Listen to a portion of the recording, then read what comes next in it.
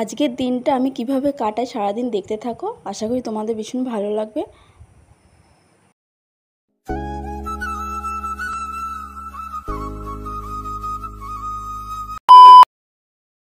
তো সকাল সকাল বিছানাটা তুলে এদিকে বাবুকে দিদার ঘরে রেখে এসে আমি বিছানাটা তুলে সোজা ঘরটা ঝাড় দিতে চলে এসেছি। আর সব ঘর ঝাড় দেওয়া হয়ে গেছে, এবার আমার ঘরটা ঝাড় দিয়ে নেব। আর এদিকে না এই যে ঝাড়ুটা দেখতে পাচ্ছ, এই ঝাড়ুটা দিয়ে বেশ ঝাড় দিলে আমার বেশ ভালো লাগে। ও আগে না অন্য একটা ঝাড়ু দিয়ে ঝাড় দিতাম, আমার নিচু নিচু নিচু হয়ে ঝাড় দিতাম, আমার একটু ভালো লাগতো না, কেমন যেন একটা মাজায় লাগতো। আর এমনিতে তো সিজার হয়েছে, সিজারে বাচ্চা হয়েছে, তো মাজার একটু প্রবলেম আছেই। যাদের সিজারে বাচ্চা হয় তারা তো জানো যে কতটা কষ্ট হয় বাচ্চা হলে পরে। আর তারপরে যে দেখো এইদিকে আমার ঘরটা ঝাড় দেওয়া হয়ে গেছে। আর যে রোজকার রুটিন আমার এই দুটো জিনিস আমার মুছতে হয়, আলমারি আর শোকেসটা। যেহেতু যেমনই হোক, জিনিস যদি গুছিয়ে রাখা যায়, পরিষ্কার করে রাখা যায়, দেখবে অনেক দিন টেকে। কিন্তু যে কোনো জিনিস যত্নের ওপরে নির্ভর করে। দেখবে মানুষকে যদি তুমি একটু ভালো মন্দ না দাও শরীরে, তেমনি মানুষ কিন্তু একটু বয়স্ক একটা ছাপ চলে আসবে। তেমনি জিনিসপত্র যদি একটু না মোছো, না পরিষ্কার করো না, জিনিসপত্রও না কেমন একটা নোংরা নোংরা ধরে যাবে, জং ধরে যাবে, কেমন যেন একটা হয়ে যায়।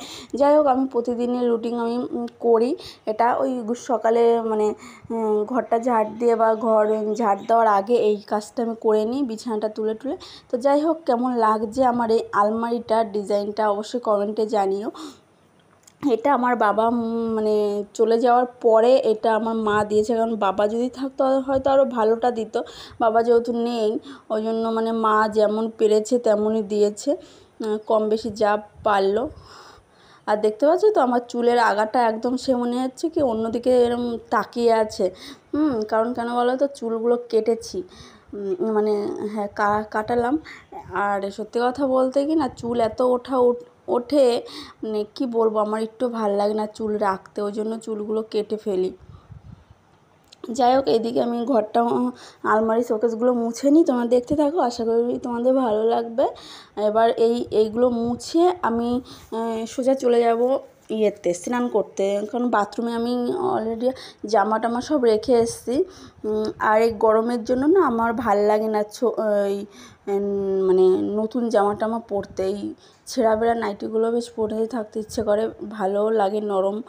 একটু ছেঁড়া ছেঁড়া হলেও কোনো অসুবিধা হয় না।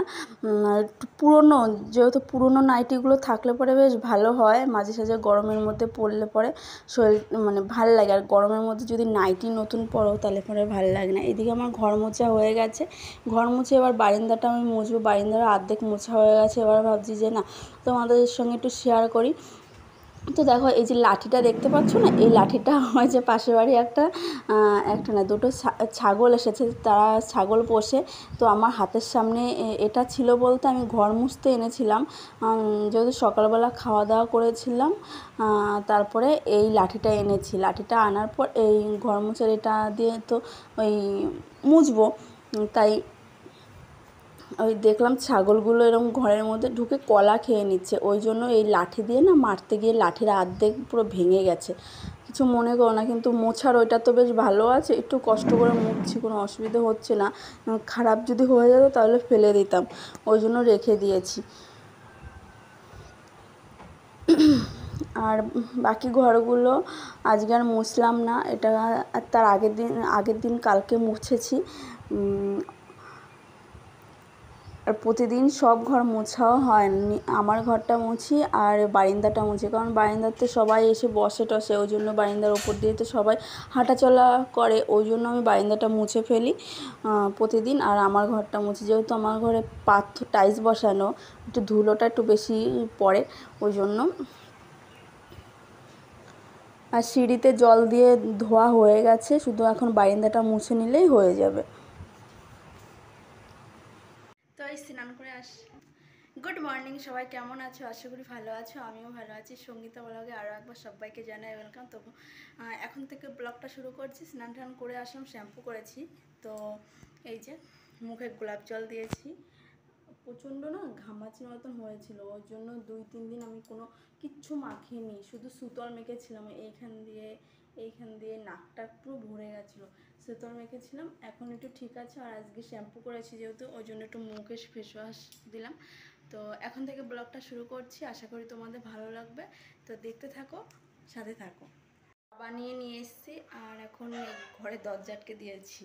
দুষ্টু শুধু বিরক্ত করে, ওই জন্য ঘরে দরজা আটকে দিয়েছি। আর এই যে এখন বসে বসে এখন চা খাবো। তো চলো, দুটো দিন পর আমি আজকে চা খাবো, তুমি ভাবতে পারছো না?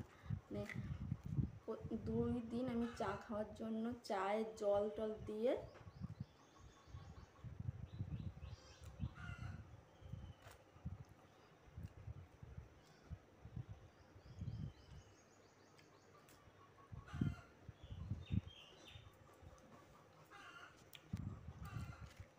তো ফাইনালি আজকে আমি চাটা খাচ্ছি।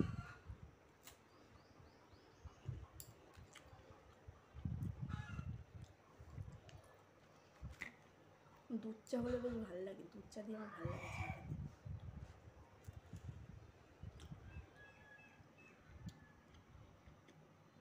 দুধ চা দিয়ে বিস্কুট দিয়ে বেশ ভিজিয়ে ভিজিয়ে খেতে বেশ ভালোই লাগে।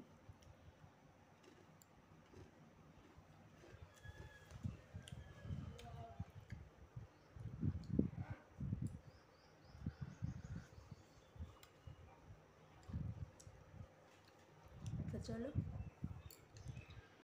তো দেখতেই পাচ্ছ যেই কাপটা আমি চা খাচ্ছি না, ওই কাপটা কিন্তু বেশ হালকা ডিজাইন, বেশ ফুল দিয়ে বেশ পাতা টাতা দিয়ে বেশ ভালো ডিজাইন করা না, বেশ ভালোই লাগছিলো হালকার উপরে।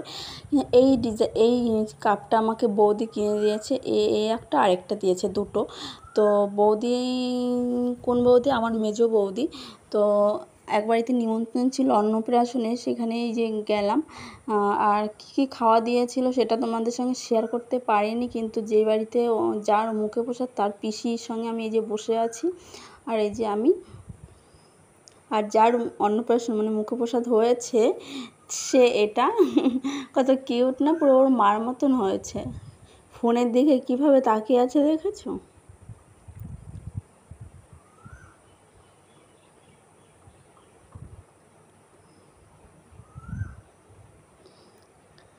তো ওইদিকে আমরা এর সঙ্গে একটু দুষ্টুমি, একে একটু কোলে টোলে নিয়ে আমরা যখন গেছিলাম তখন মানে এক বেশ খাচ্ছে। তাহলে 8 মাস হতে হবে। আপনি কিছু বলুন। 8 মাস যতই হোক 8 মাস কোটিপতি লোকই কম্বল বুনবে। আমি সবচেয়ে কোটিপতি, আমি কোটিপতি। হ্যাঁ, আমার সবাই বলে বড় লোক, তাই তো? কিছু বলুন আপনি।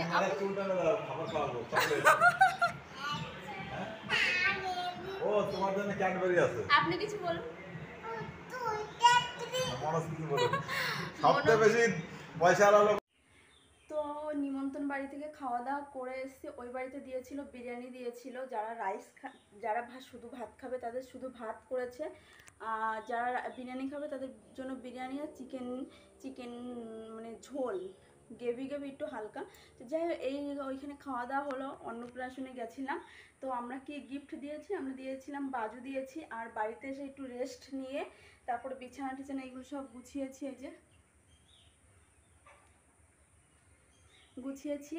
আর ওই নাইটিটা যে পরেছিলাম ওটা খুলে এই নাইটিটা পরলাম। তো এই নাইটিগুলো বাইরে বেরোনো আছে, মানে বের করা আছে, তো এগুলো পরে শেষ করে নিয়ে ওইটা আবার রেখে দেব। তো আর এইদিকে ঘরটা সবই গোছানো আছে। এই যে ফোন চার্জে বসিয়েছি, চার্জে বসিয়ে আমি ফোনে ভিডিওটা করছি। আর এখন কোনো কাজ নেই, দেখো এই যে একদম রুম আমার পরিষ্কার করে বেশ ভালো করে সব ঘরে ঝাড়টার দিয়ে নিয়েছি। আর যেহেতু ওই সব ঘরে অতটা মানে তোমাদের সঙ্গে শেয়ার করি না, তো গোছানো টোছানো হয় না, এলোমেলো অনেক কারণ আছে, সব কিছুর সঙ্গে অন্য কোনো ব্লগে কোনো দিন হয়তো বলবো।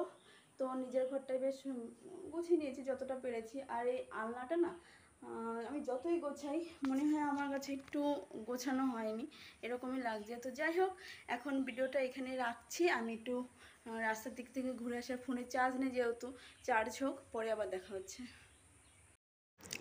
তো তোমরা ভাববে যে দিদিভাই দুপুরবেলা বিরিয়ানি খেয়েছে, এখন এই মোমো খাচ্ছে কেন?